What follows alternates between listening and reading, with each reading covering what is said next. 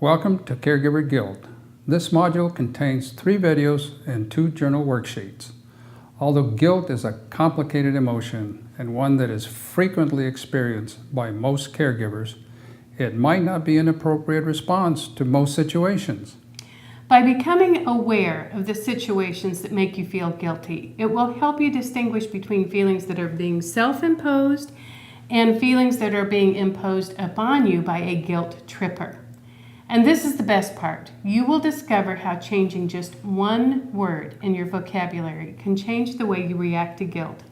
We're excited to share this with you because it has helped thousands of other caregivers, and we believe that making this one simple adjustment can set you free from this cruel and controlling emotion. So here are the steps. Watch the first 2 videos, Madeline Leaves Quentin Home Alone, and Guilt, What a Trip. Then complete the first 2 steps of creative indifference, which are awareness and acceptance. After that, watch the 3rd video, Guilt, Get Lost, You Big Bully, and then complete the action steps on the journal worksheet. Caregivers often tell us that when they change the way they respond to guilt, they feel like they've been let out of prison. It takes some practice and a willingness to let go of some old patterns and habits, but we think you'll find that the emotional freedom is well worth the effort. So when you're ready, let's get started.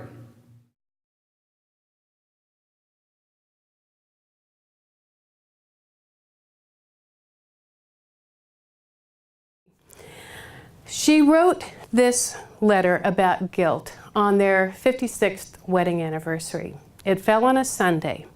And she knew that there were going to be a lot of former ministers and members at church that Sunday. There was going to be special music, and she was quite certain that they were going to have a cake and a celebration for their anniversary in the basement afterward. But at this point, my dad was not sleeping at night, which meant she was not sleeping at night. And she was absolutely exhausted. Most days it would take him 20 to 30 minutes to put his shoes on. Some days it would take him up to 2 hours. And on this particular morning, she simply did not have the emotional or the physical energy to get him ready. So she didn't even ask him if he wanted to go. She got herself ready, she got him situated out in the garden, and then as she was backing out of the driveway, she waved at him, and he kind of looked up and waved back at her half-heartedly. And by the time she got to the end of the driveway, she was feeling guilty.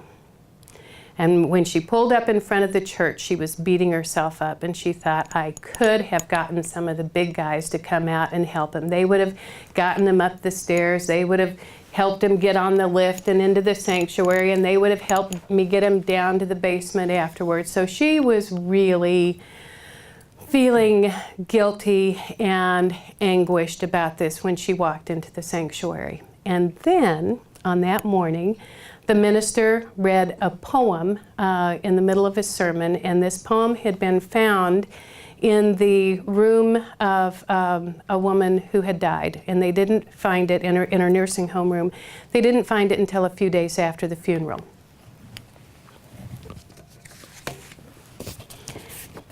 And this is the poem. The author is unknown. Look at me. What do you see, nurses? What do you see? What are you thinking when you're looking at me? A crabby old woman, not very wise, uncertain of habit, with faraway eyes, who dribbles her food and makes no reply when you say in a loud voice, I do wish you'd try, who seems not to notice the things that you do and is forever losing a stocking or shoe, who resisting or not lets you do as you will with bathing and feeding the long day to fill. Is that what you're thinking? Is that what you see? Then open your eyes, nurse, you're not looking at me. I'll tell you who I am as I sit here so still, as I use at your bidding, as I eat at your will. I'm a small child of 10 with a father and mother, brothers and sisters who love one another. A young girl of 16 with wings on her feet, dreaming soon that a lover she'll meet. A bride soon at 20, my heart gives a leap, remembering the vows that I promised to keep. At 25 now, I have young of my own who need me to guide and secure a happy home. A woman of 30, my young now growing fast, bound to each other with ties that should last. At 40, my young sons have grown and are gone, but my man's beside me to see I don't mourn. At 50, once more babies play round my knee. Again we know children, my loved one and me. Dark days are upon me, my husband is dead. I look at the future, I shudder with dread. For my young are all rearing young of their own, and I think of the years and the love that I've known. I'm now an old woman, and nature is cruel. 'Tis just to make old age look like a fool. The body, it crumbles, grace and vigor depart. There is now a stone where I once had a heart. But inside this carcass a young girl still dwells, and now and again my battered heart swells. I remember the joys, I remember the pain, and I'm loving and living life all over again. I think of the years, all too fast, gone too fast, and I accept the stark fact that nothing can last. So open your eyes, nurse, open and see, not a crabby old woman. Look closer, see me. Well, you can imagine, my mother started crying, and she couldn't shut it off. The man next to her was obviously moved, and he cried so hard without making a sound that the pew shook. So when she went down to the reception after the service, she walked up to Charles Prather, who was the beloved baritone of the church, and she got right up in his face and she said, "Charles, don't you dare sing Happy Anniversary to me." And he said, "But Madeline, I've already been told by 2 people to do it."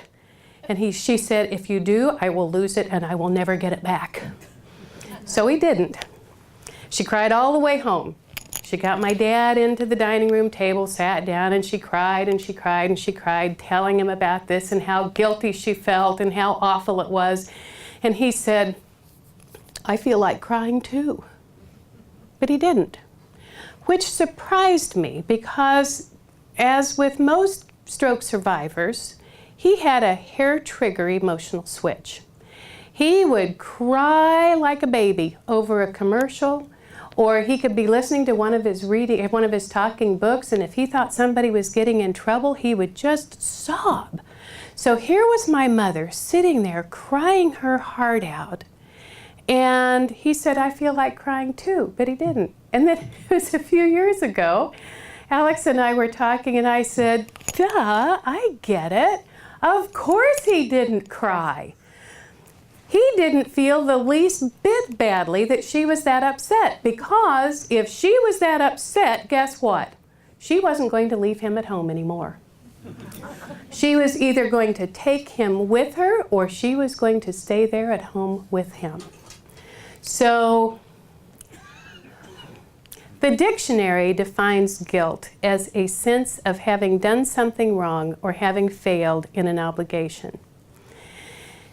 If you have intentionally inflicted emotional or physical pain on another person, then guilt is an appropriate response.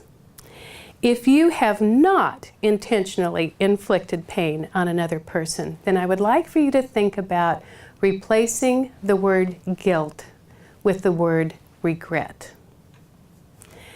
There's a huge difference, because when you let go of the personal responsibility of having done something wrong, then you can regret a certain situation.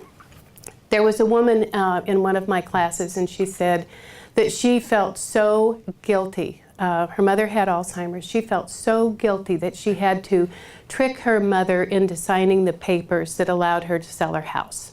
She had to trick her into signing a durable power of attorney. She had to trick her into getting into the car so that she could check her into a nursing home. She had to trick her into getting in the car to go to her doctor's appointment. She felt guilty about having to trick her into doing everything. So I said, okay, let's just try this. Let's just try a different way of looking at it. What if you said, instead of "I feel guilty about having to trick my mother," "I regret that my mother has Alzheimer's. I regret that I had to trick her into signing the papers to sell her house. I regret that I had to trick her into going to the doctors. I regret that I had to trick her into moving," because everything that she was doing was for the good of her mother. So guilt was not an appropriate reaction. A lot of times when people can grab a hold of this, especially as caregivers, you can feel like you've been let out of prison. So I hope the next time that you are feeling guilty about something, instead of taking that emotion on personally, that you'll say, I regret that, instead of I feel guilty about it.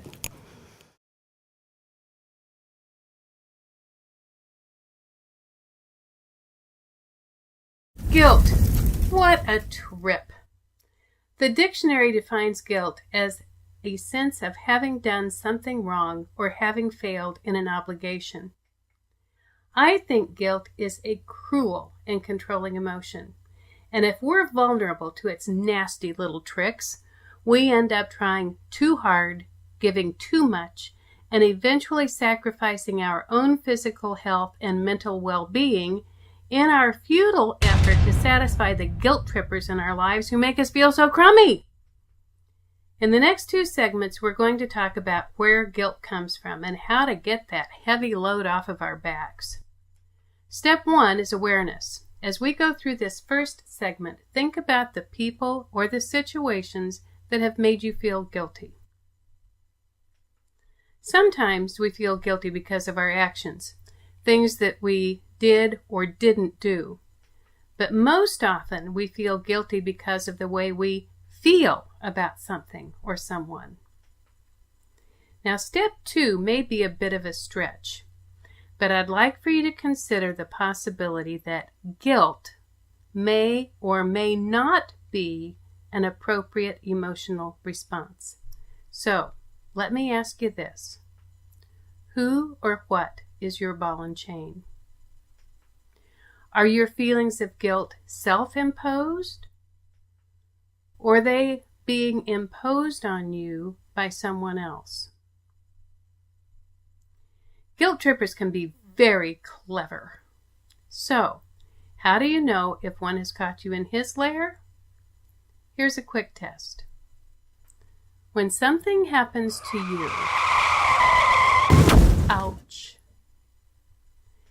is their primary concern for you and your well-being?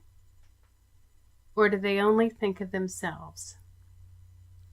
Here's a hint. If something is happening in your life that takes your focus off of their wants, needs, and happiness, and that upsets them, you're dealing with a guilt tripper. And here's the thing you need to know. They will always put their needs ahead of yours. And why do they do it? Why? Because it works! I'm sorry to tell you this because I'm certain you would like to think otherwise. But people who use guilt to control and manipulate others only care about one thing, and that one thing is getting what they want. And as long as you are willing to do everything for everybody, and you're willing to accept the responsibility for completing an endless list of tasks, they will be happy to let you push that increasingly heavy load up the hill all by yourself. If you're willing to assume the caregiving responsibilities, if you feel obligated to meet all of the needs of your family, including the shopping, the cooking, the cleaning, the laundry, and being the anytime, anywhere chauffeur, here's a big news flash. They are never going to scream, "Stop! Take a break! Take care of yourself!" They aren't going to do it. They are going to keep piling it on. Is it because they don't love you or appreciate what you do? No. It's because guilt gets them what they want. It works, and they aren't going to change. Remember when I said guilt was a big bully? It's true. We think if we love enough, do enough, give enough, eventually it will be enough. But it never is. Guilt is greedy. And if you're willing to give every ounce of energy you have, guilt will take it. So what can you do up against such a formidable foe? Well, actually, you have a couple of choices. You can say, "Stop it. I don't like the way you make me feel, and I'm not going to do this anymore." Or You can keep on going until you collapse. But if you choose that course, I do hope you have someone lined up to take care of you. So, if you would like to control guilt rather than having it control you, let's take step 1 toward developing an attitude of creative indifference toward this big, ugly bully. List the people or situations that have caused you to feel guilty. Write these things down. And then, when we get together on the next segment on guilt, we're going to talk about becoming aware of whether guilt is an appropriate response to your situation. And finally, I'm going to share an amazing secret with you. There's a word, one single word, that changed the way I respond to guilt trippers. This word has been a life changer for me, and I hope it will be for you too. See you soon.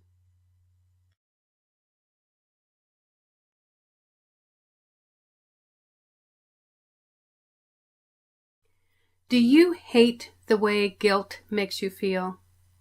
Do you do things you don't want to do just to keep the peace? Would you rather be upset yourself rather than risk having someone else mad at you? If so, you may want to watch this segment, Guilt, Get Lost, You Big Bully, more than once. Ready to get started? Step 1 is to review the people or situations that make you feel guilty. Step 2 is to accept the fact that guilt may or may not be an appropriate response. And the third step is to take action. A good place to start is with determining if you should feel guilty. How do you know if your feelings are appropriate? Well, it's pretty basic. If you intentionally inflict physical or emotional harm on another person, you should feel guilty. In this case, that's an appropriate response. Now, if in a moment of anger or frustration you said something mean or hateful and you hurt someone's feelings and you feel badly about it, apologize. Express your regret, do what you need to do to repair the relationship, and then move on. However, if this wasn't an isolated event, and if you think you might be in a pattern of verbal abuse, or if you have hit, shoved, shaken, or otherwise inflicted physical injury on someone, you need to get help. Anyone who has ever raised children can understand the feelings of rage that lead to child abuse. And anyone who has ever cared for an aging, chronically ill, or disabled person understands elder rage. If you're caring for someone who has Alzheimer's or another dementia-related disease, you may experience this rage with frightening frequency. But feeling is a lot different from acting on it. If you have been, or if you are afraid that you might become abusive with your care receiver, get help immediately. There are people who do understand the difficulty of your situation. Call the national number for Elder Care Locator, 1-800-677-1116. They will connect you with someone who can help you. Now, if your guilt is based more on your feelings than your actions, it may be time to break away from the ball and chain of guilt. Start with acknowledging the fact that you are one person. You are limited in your ability to serve and please others by many factors, including your age, health, financial resources, and the other people in your life, and you're doing the best you can. That said, don't expect the guilt trippers in your life to recognize, appreciate, or go along with that idea. They will want you to stay in line, and they will not be happy if you decide to change the way your relationship has worked in the past. Remember, they're very good at this, so it's going to take some work on your part to change the way you respond to guilt. You might start with examining the guilt you lay on yourself. Stop judging yourself for having negative feelings. I'm sure you've heard people say feelings aren't good or bad, they're just feelings. It's true. Feeling angry and resentful does not make you a bad person. So instead of heaping a load of guilt on yourself for the way you feel, Start giving yourself some credit for your intentions and your actions. A man in one of my seminars said he felt guilty because he hated going to see his mother. He started dreading the visit as soon as he got up in the morning. He went to see her every day in the nursing home at 4 o'clock, knowing that someone would come and get her for dinner at 5 and that then he could get away. I asked the other people in the audience how many of them would feel like they were the luckiest person in the world if they had a son who came to visit every single day at 4 o'clock. And how do you think they responded?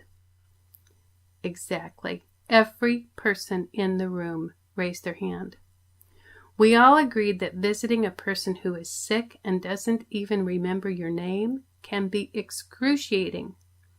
But instead of feeling guilty because he didn't enjoy the visits, we thought he should feel good about his actions. So this is where we start the mind shift. Remember when I promised to share the one word that changed my relationship with guilt? Here it comes. I'm going to ask you to change your emotional vocabulary. I want you to delete the word guilt and replace it with the word regret. This is how guilt feels. You've done something wrong and you feel awful and ashamed. Regret is a feeling of sadness or disappointment about an unfortunate or unpleasant situation. It's what we feel over a lost or missed opportunity. Regret does not imply personal responsibility. It's more a feeling of wishing that things could be different. Let's try a little experiment. See what happens when you delete the word guilt and replace it with the word regret. Ready? Okay, here we go. I regret that I often feel negative and angry toward others. And I regret that sometimes I lose my temper. I regret that I'm okay and my care receiver isn't. I regret that I cannot change, fix, or control their situation. I regret that I resent the time it takes to take care of their needs, and that sometimes I'd really rather be doing something for myself. I regret that I resent the money it takes to provide their care. I regret that sometimes I think about what something is going to cost before I think about how it will benefit my care receiver. I regret that I get tired and I don't always have the energy to attend to their needs. And when I push myself beyond my limits, I regret that I resent them for needing so much. I regret that our relationship has changed, and I regret that my feelings toward my care receiver are not always loving. I regret that I don't enjoy our time together. I regret that it's hard to make conversation. I regret that I look at my watch and often look for excuses to get away because being with them does not bring me any pleasure. I regret that I can't keep promises made in the past. I regret that I made those promises to begin with, and now I'm sad that the situation has progressed to the point that I can't do everything I thought I would be able to do. I regret that there are times I wish it would all just end. I regret that I'm tired of being a caregiver and I want to go on with my life. Yikes, that's a big one. I regret a lot of things, but you know what? I don't do guilt anymore. Okay, take a deep breath. Now I'd like for you to take another good look in the mirror and think about all of the good, kind, and generous things you do to take care of your care receiver. And let me ask you this. How would you feel if someone was doing for you all of the things that you are doing for your care receiver? My guess is you'd be thankful. So recognize and give yourself credit for the good things that you do. And then summon up your courage because you're going to need it. Your guilt trippers are going to get mad. They've been used to getting what they want by using anger and guilt to control you. And when you no longer react the way they want, they are going to pitch a fit. So if you're tired of being treated this way and feeling this way, you will need to develop an attitude of creative indifference toward your guilt tripper. You're going to have to let them be mad.